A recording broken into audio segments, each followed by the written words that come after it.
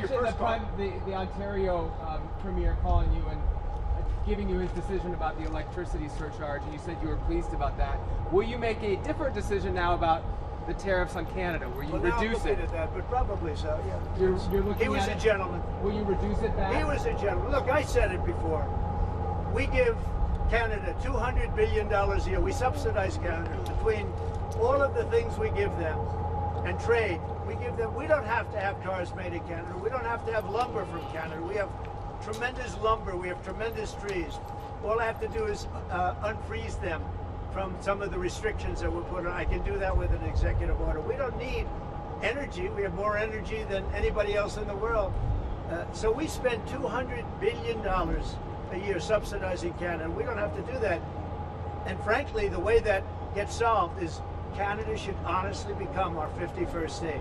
We wouldn't have a northern border problem. We wouldn't have a tariff problem. They don't have much, they spend very little, as you know, the least of almost anybody on military, and we spend the most of anybody on military. We have a great military. I rebuilt the military during my first time. We're going to have to rebuild it a little bit again, not that much, but we're going to have to rebuild it a little bit again. But Canada would be great as our cherished 51st state. You wouldn't have to worry about borders. You wouldn't have to worry about anything. And by the way, Canada is very highly taxed, and we're very low tax.